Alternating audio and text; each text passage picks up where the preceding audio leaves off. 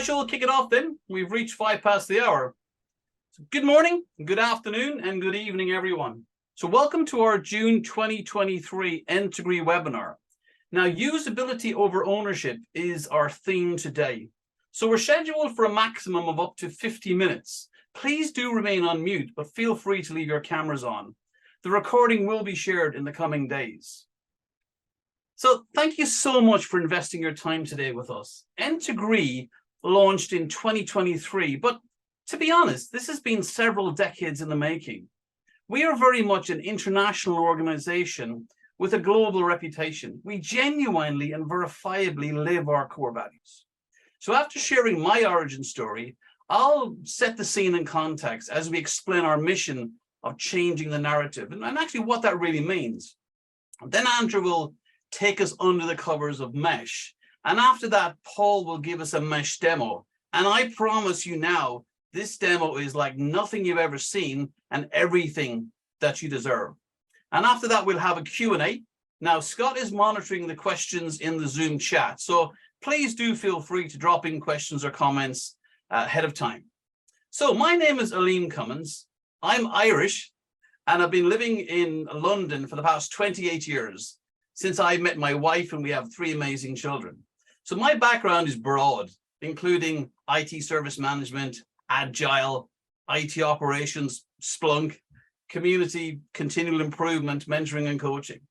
So I've been involved in the Splunk ecosystem for over a decade as a user, a partner, a thought leader, and even as a Splunk education technical instructor. I loved every moment.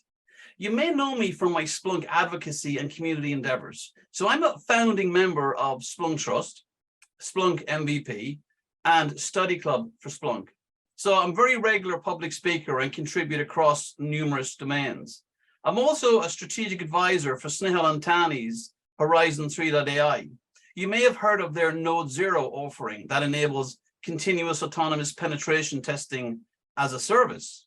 I'm also a chartered advisor for the VigiTrust Global Advisory Board. So this is a global cybersecurity think tank based out of Dublin. I'm also a contributor for Global Islamic Thought Leadership. So essentially for the past 10 years, like a lot of my colleagues on the call, done a lot of pro bono work around the world, really putting what I have to good measure. But I'd like to say that, I'd like to push the boundary and make a positive impact, as we all do. But I sincerely believe that we have to be a good citizen in our ecosystem, and that includes how we treat our competitors. We're all in this together.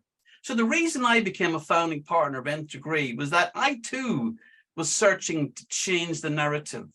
Like the legacy ways of delivery and consumption of services were proving less than acceptable for customers. Too inflexible, too slow, too complicated, elusive ROI, frustrating, just too much overhead, and too slow to engage, and a lack of transparency. So here are our 5 founders we have on this call. So we're all about team and our customer-centric mission. So we've previously worked together, but we demand and expect the highest standards of each other. So we see our mission from several perceptual positions, with the customer position having pride of place. So we share decades of life skills and experiences and have excellent coverage across the board. So some of our sweet spots: development, customer success, IT service management, cybersecurity, obviously Splunk, Cribble, ConnectWise, and Node Zero, professional services, leadership, strategy, sales, and enablement. And we all practice servant leadership here, and we have deep-rooted values. But why now? Well, here's the thing. This new post-COVID era has provided us with a unique opportunity to be able to deliver on this shared mission. The weight of the customer is shifting to where it rightly belongs. I mean, secure remote methods for accessing infrastructure have vastly matured. Options for communications and collaborations have vastly matured. The reality has finally caught up with our vision. The legacy models are respectfully becoming extinct.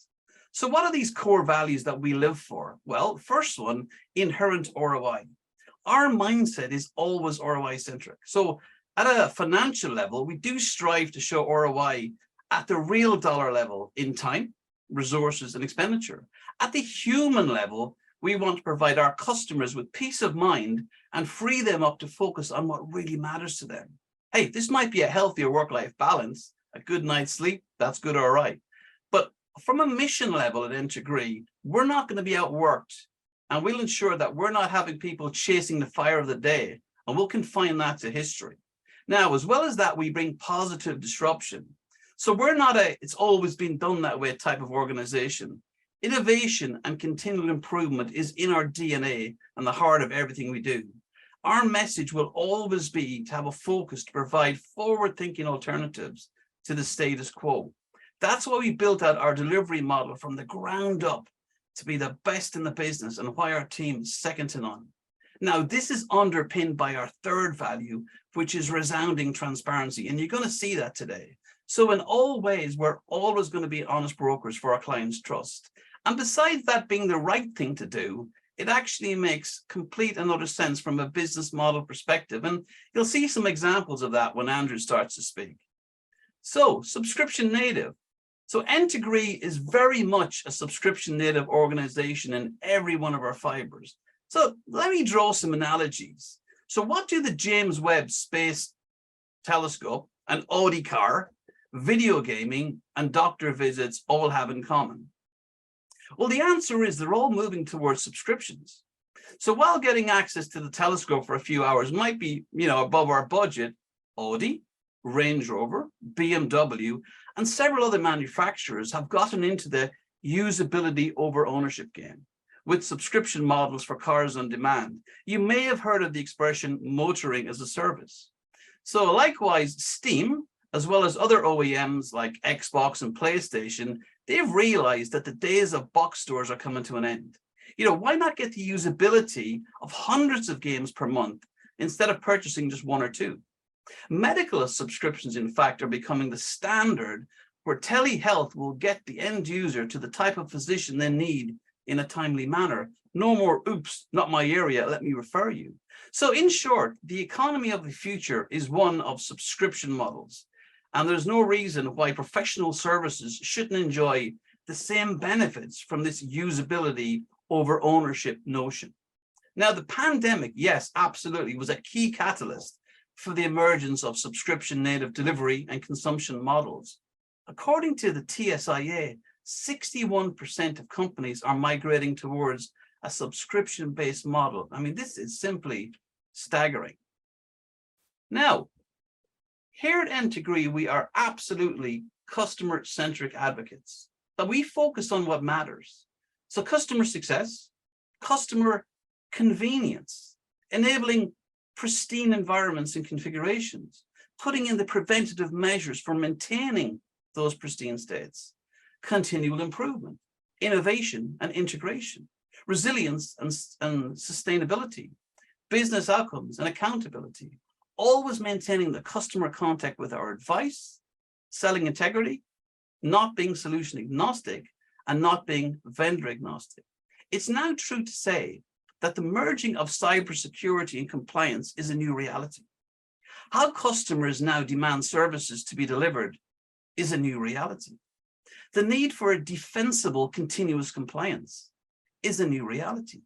Artificial intelligence as the new arms race is a new reality. The impending impact of the EU's Digital Operational Resilience Act, DORA, is a new reality. Now, in this new reality, it is absolutely critical to have the right strategic partnerships and alignments for our mission. Now, we're very fortunate that we have 4 outstanding examples in Splunk, Cribble, Horizon 3.ai, and ConnectWise. So what we do, we blend our decades in the making secret sauce to aggressively drive excellence, resilience, visibility, convenience, simplicity, and the ROI through sustainable high-quality service. It's essential to be able to be agnostic. It's essential to be able to live off the land and focus on what really matters to our customers. My friends, this is Integree. So now, why subscription native now? I mean, prior to the pandemic, practically all consultants were frequent flyers, living out of hotel rooms from Monday to Friday for weeks at a time to be on site. We all thought that was the only way to do it until we were forced to think differently. After the age-old struggle of trying to get IT configured for remote delivery, do you know what? We got a big surprise. It was actually more economical and worked more efficiently than we ever dared to dream. I mean, that's not to say that there's not a time and a place for on-site work, such as where security protocols demand, but as a legacy model, respectfully, it's becoming extinct. The workforce is changing and changing rapidly. Younger workers especially favor a gig economy, meaning talent will become increasingly available, flexible, and economical. And quite simply, the market is demanding better. So as technologies like Splunk, Cribble, and Node Zero mature, the delivery and maintenance of those systems must also mature and also scale. So at Integree, we couldn't agree more. And we know that now is the time to bring positive disruption to the market with our subscription native model. The pandemic was a catalyst for new thinking and opportunity. I mean, just look at how Zoom took off. The only way here is forward. The only way here is forward. And I'm very pleased now to invite my co-founder and colleague, Andrew Patterson, to take us under the covers of Mesh. Andrew?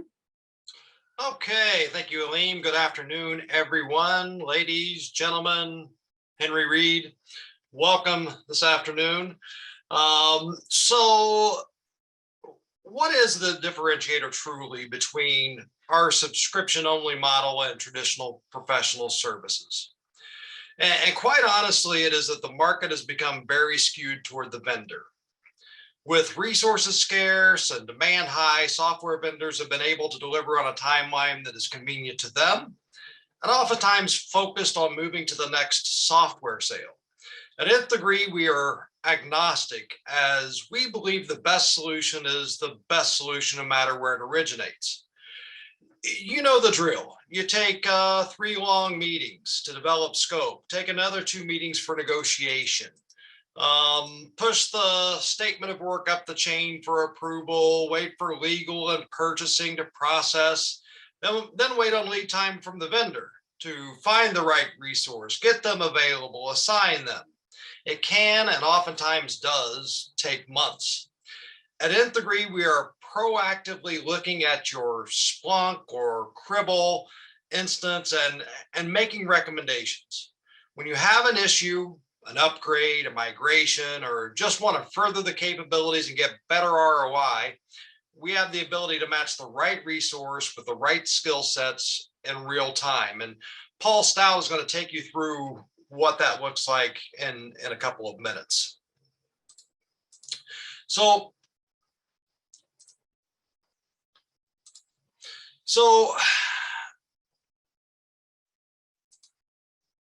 we can move to the next slide there. Okay, yes, mesh model. So here's what it is in practicality. Our new delivery method, mesh, allows for flexibility the market has been demanding. Our engagement model for subscription holders allows companies to engage fast. It's much, much more than an on-demand program. And we'll talk specifically about that now. End users now have instant access to solve problems, big or small, with the right skill set at the right time. In fact, we are so confident in our delivery methodology that if for any reason it doesn't work for you, all you have to do is say so. In the first 30 days of engagement, if you say, no thanks, Nth Degree, just isn't for me, we will refund any unused hours, void the contract, guaranteed. You will not hear of such a thing from traditional PS. Then what happens if you sign up with a traditional on-demand program or project-based professional service and find you have additional needs for one portion of the contract is no longer applicable? You're stuck with it, right? Usually for a term on maintenance of a year to 3 years, or until the end of the project, or until you make a change order. You're limited on when and how you can negotiate either up or down. We do not believe that should be the model. You can negotiate your contract at any time, because we are truly based on reciprocity here, that if it's good for you, it's good for us. And we have the ability to have that conversation at any time to move up or down to make sure that we're in line and you're getting a proper ROI. The biggest single drawback to the on-demand or subscription model in the past has been the use it or lose it mentality. In fact, it's really worse than that. There are companies out there who see a customer not using all of their allotted time as a win. Unfortunately, their attitude is, if the customer doesn't use an hour, that's one less hour I have to pay a consultant and pure profit for me.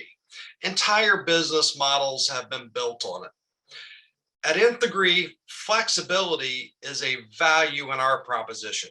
We offer the ability to account for both carryover and overrun hours. So just because it's an easy number, let's say that you've entered into a contract with us for 20 hours per month. And in the month of June, maybe you're going on vacation.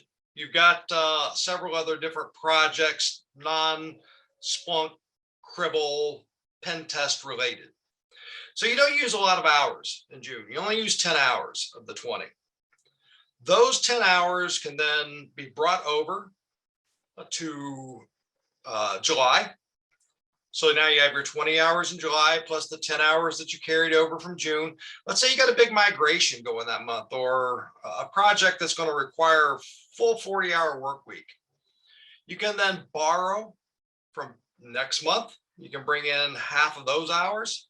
So now you have 10 hours carried over from June, 10 hours borrowed from August, and you've got 40 hours in July. This is not your father's admin on demand program. Totally different and built on real technology. So with that, I will show you Paul will show you in real time what this superior flexibility looks like and how mesh works within your system. Paul? Thank you so much, Andrew. Yeah, happy to show this off to everyone. So what we're going to go through today, Mesh is not only our service model, it's also an app that we've built in Splunk to simplify interface to our ticketing system, as well as proactively monitor and provide health and telemetry reporting on our customers' environment. And, you know, it's one thing to talk about how cool it is, but let's get in here and actually show you. Our Mesh app is installed just like any other Splunk app, which is why I have chose to start on our familiar launcher screen. We're going to click right through that. And the very first dashboard that comes up is going to, among other things, show that graphic that Andrew just talked about, spoke to on the screen, which is that flexibility, that carry forward and overrun, or borrowing, as we talked. This is a fabricated customer. Obviously, we don't really want to run a recorded webinar with live customer data. And the vast majority of our customers are not going to have 4 agreements against their account. But it could happen. You know, think a large organization that has multiple budget centers, multiple cost centers, multiple deployments, multiple groups. We can do that. We can assign an agreement to each individual group and provide unified reporting on them while still servicing and budgeting and invoicing each one individually. And please bear with me. I've practiced this webinar so much, I think my voice is going to run off on me. So thank you for your patience on that. Starting at the top here, I mean, the best place to start is always the beginning. So I've been told. We have our agreement dropdown. So if we wanted to view just a single agreement on this, we have the capability to do that. We can very rapidly switch between them. And notice the graph at the bottom is changing with these as well. And this, the number's not changing right now because it goes against both of those. Anyway, we can bring that all the way back up. We can drill into a specific month. So in this particular month, only 1 agreement was active. And this month we had 3 agreements active. And then finally here in June, we're currently running on 4 agreements. So very, very quick, easy to get the information that you need. Well, we'll talk about this number more in depth in a moment, but say you look at that and you're like, well, that's not right. Why are you going to charge me, $2,200 extra this month? Made it super easy to ask a question. Just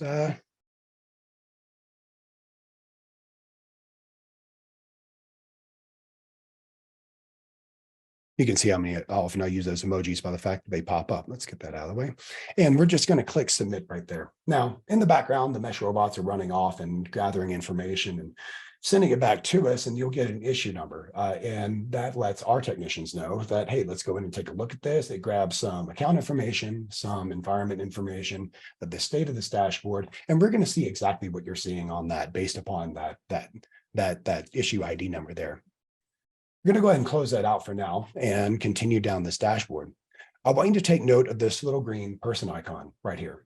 That means that the account with which you are logged into Splunk is an authorized contact in our ticketing system. And when we get to the next dashboard, I'll call it out, but please pay attention to the behavior of that icon as the dashboard loads, and I'll explain what that means in a moment. Coming down here to the supplemental cost, the largest figure on the screen, because we wanted to put it front and center. No one likes a surprise bill. Andrew spoke to a significant amount of the flexibility of the mesh service. You've got the carryover hours if they weren't used. We've got, of course, the current month hours. You've got that overrun or borrowing from the next month. Well, to the point of that migration, I've seen some migrations that aren't going to finish in that 40 hours. So what do we do then? Well, we present three options for that. One, least likely to be used, but just calling it out, we can just stop work until the next month. Really not a good idea and practical, but it is an option. Two is that we can continue work, and absent another agreement, that is going to go back up to list price. So if pre-authorized, of course, customer always has to buy off on this. But if you authorize, like, we need to get this done, keep going, that's fine. We'll keep going on it. And that's when that supplemental will start to rack up. But there's a third option.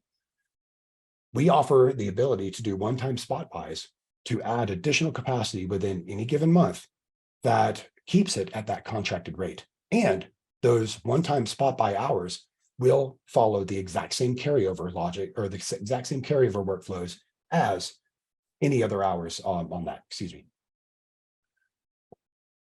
So continuing down, we've got a table here, high-level statistics on these individual agreements. You can see start and end date. You can see the contractual agreement monthly hours.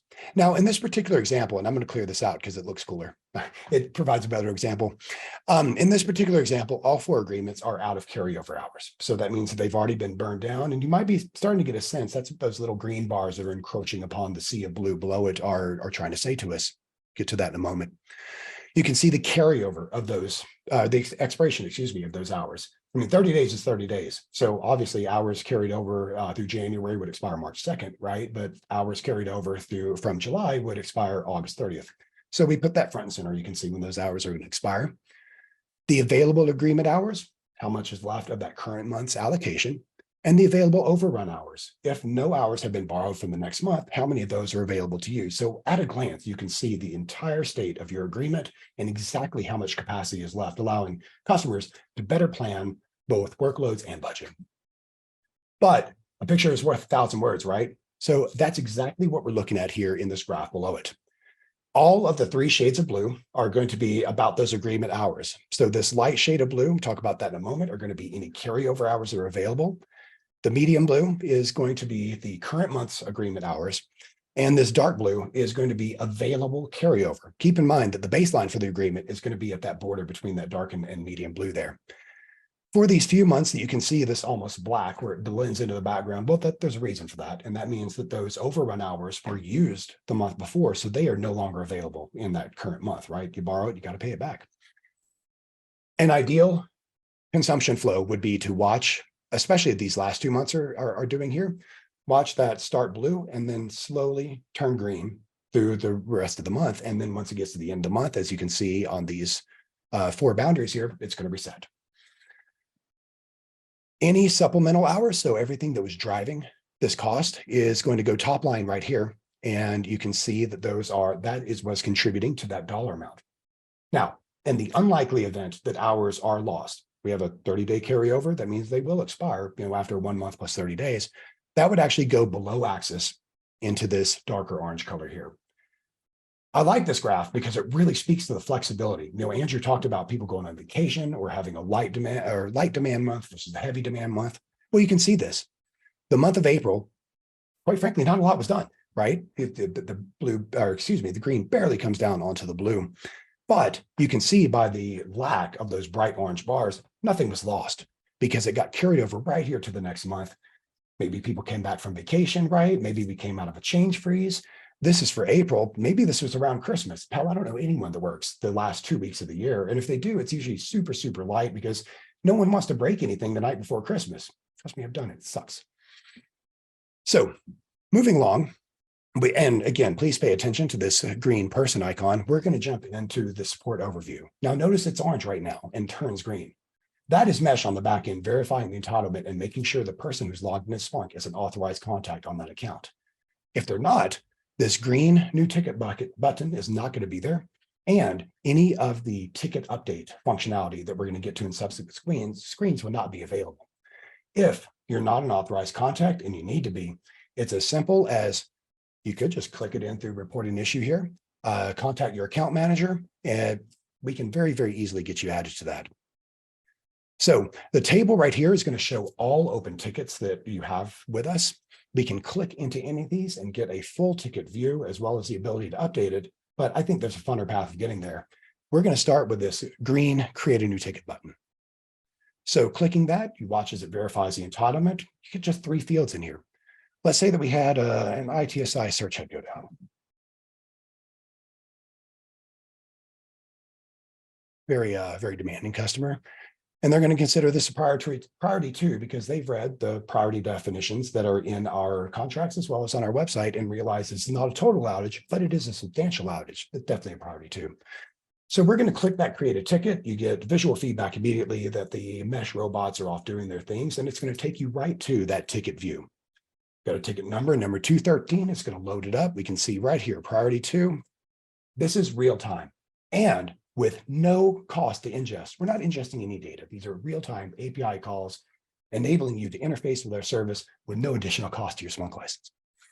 Well, as luck would have it, something goes down.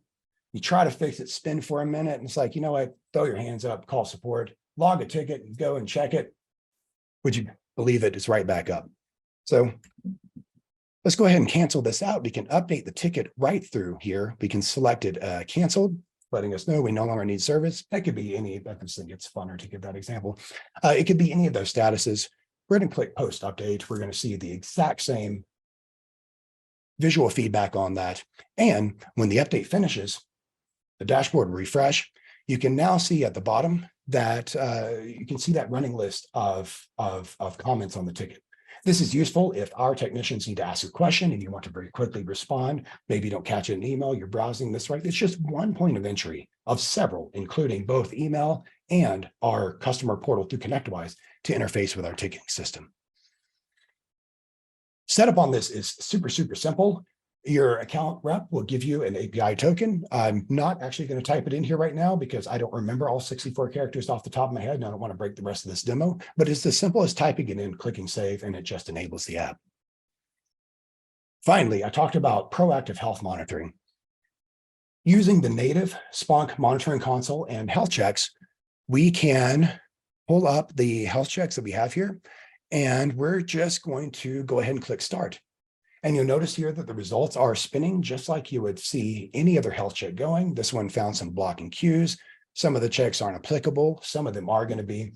And I'm not going to sit here and make you wait through all of that. But what I want to show everyone is this is a totally separate instance of Splunk. This is what we use to monitor that telemetry. And please keep in mind that telemetry is an opt-in thing.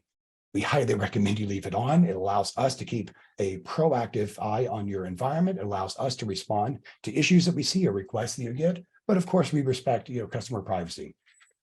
But what I want to show you is all of that telemetry is coming right back to us in real time, and not just seeing the result of the check and seeing that severity level. That's a lot of data in there.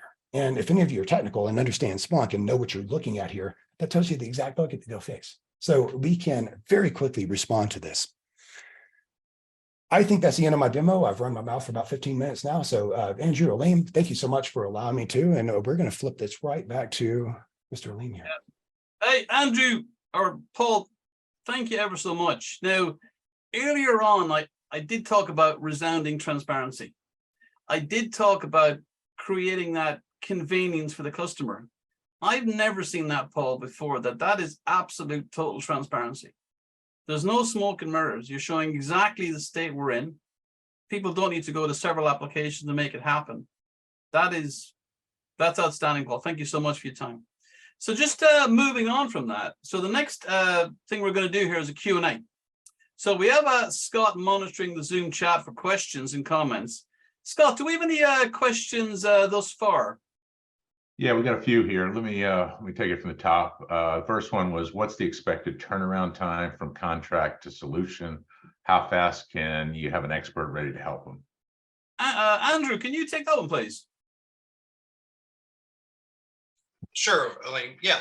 So the flexibility here is that, again, we've been in this business for more than most of us would like to remember, and we have great access to the right skill sets. And again, that flexibility of not needing 40 hours a week. Maybe you do, maybe you don't. Maybe you need somebody Tuesday for 2 hours and Thursday for 4 hours. And that flexibility is all built into the system. So it's very, very fast for us to move. So typical time from contract to engagement, the solution really is dependent upon what the issue is, but from contract to engagement is a matter of a day, 2 days. It's fast. You can go to our website today and buy 2 hours or an hour of consulting time, and we'll be on it this afternoon. So really, really fast, really, really flexible. The answer to the solution is how complicated is the problem? Sure. What's the next one? Thanks very much, Andrew. Next one up here. What happens if Splunk goes down? How do I submit a ticket? Paul, can you take that one, please? Yeah, happy to. So what we showed you today is something that we're offering to simplify service engagement. It is obviously, you can't, who watches the watchman, right? We still have our email connector. You can email us directly at service@integree.io, and that's going to get a ticket in there. And our ticketing system, ConnectWise PSA, does offer a customer portal. So getting credentials to that portal, getting it set up, getting those contacts, all part of the onboarding process. We have at least 3 different vehicles through which you can submit a ticket for us. Thank you. All right, fantastic. Next question I got here is, what are the minimum number of hours available for contract? Andrew, do you want to take that one? Yeah, absolutely. 8 is typically the answer. Again, you can go to the website, do a one-time buy of an hour or 2, but typically on a monthly basis, the minimum required contract is 8 hours. Maybe some special circumstances that we can talk about, but that's typically the minimum. Sure thing. All right.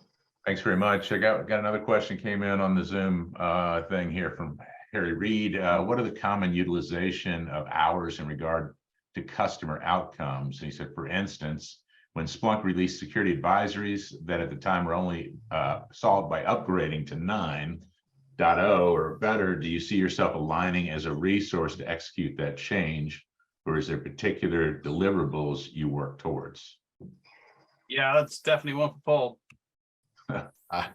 Yeah, we can service the full spectrum of Splunk requests, and we're talking from as simple as onboarding a new data source, which is probably the most common, to an upgrade of the entire platform, both from 100 gigabytes to 100 terabytes. We have experience in that, all the way up to, as you saw today, the advanced development and interface of custom search commands, of custom visualizations. So to directly answer the question, yes, if a security advisory comes out, first of all, we're going to know about it, and we're probably going to contact you and say, hey, we recommend you log this ticket.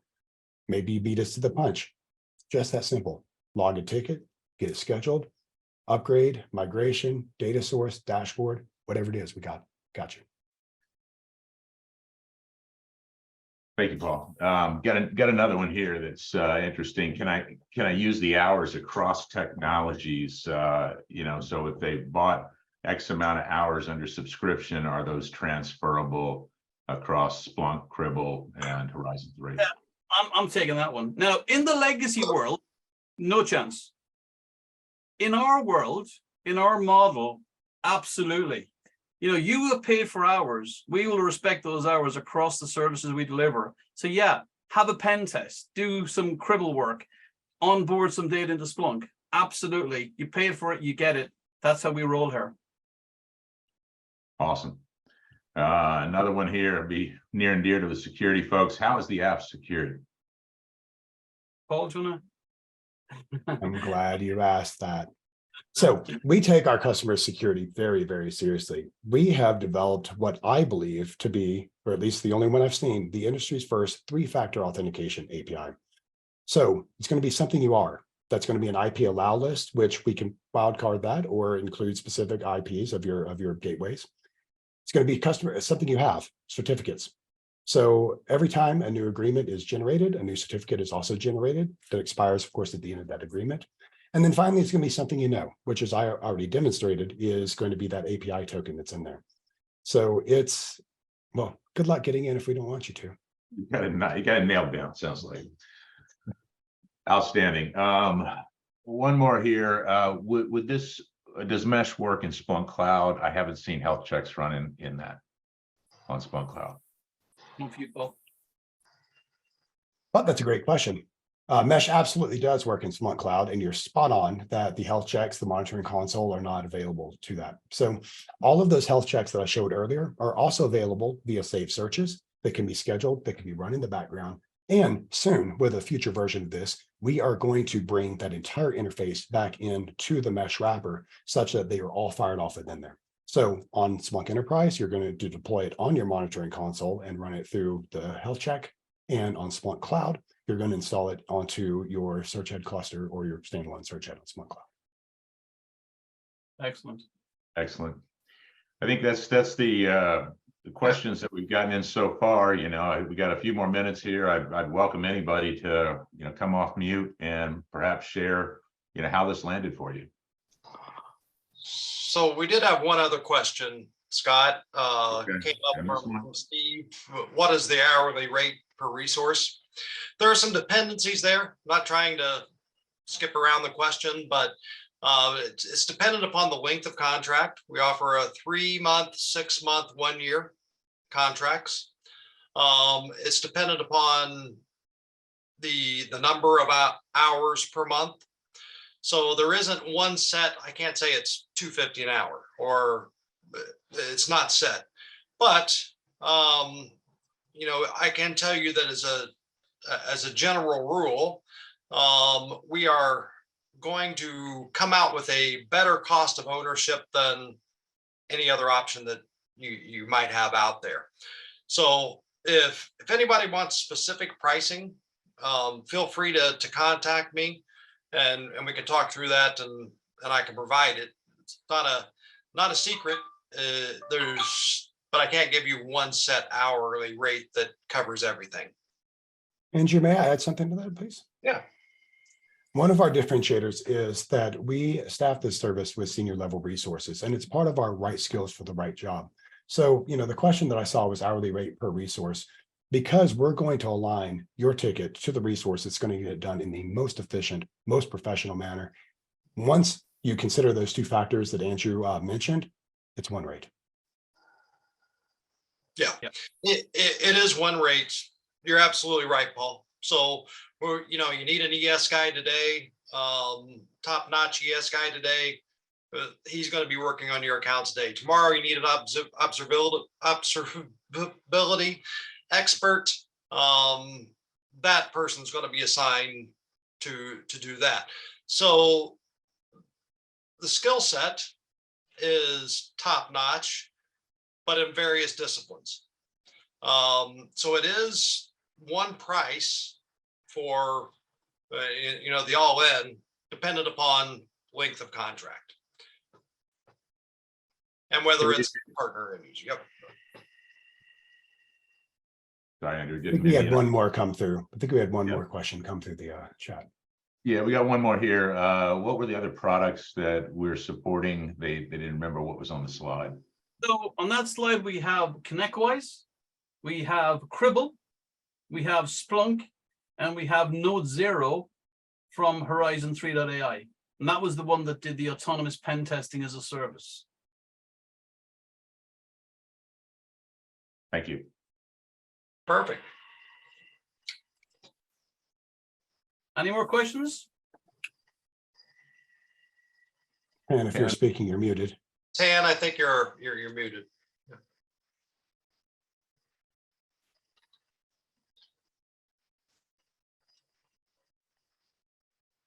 think he's unmuted, and for some reason that Oh, you're the still muted. volume's not coming through. Feel free to type it in the chat if your headset isn't cooperating. Yeah.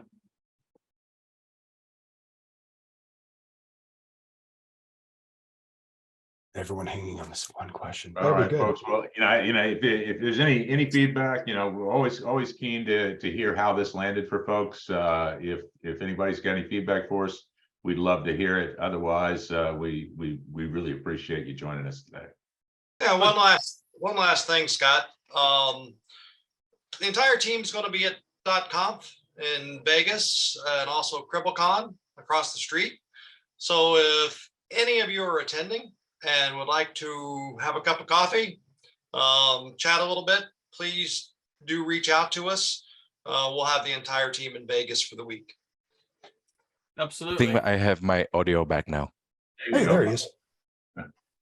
Hey, So how access been handled from the Nth-degree perspective? So let's say there'll be an onboarding and procurement period, right? And there would be certain people that we allow to access our system. How are they going to be handled from that perspective? I can Pretend take it's that like if an you air guys gap environment. like.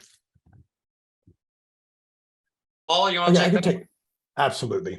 So I'll answer I'm going to give some answers first, and then I'll get to your specific question on that. Our preferred method of access is going to be a service account for our team. We did mention that, keep in mind preferred, there are more options. We did mention that part of our differentiator is right skills for the right job. And because of that, that means that we, depending on what is asked of us, need a different person in there.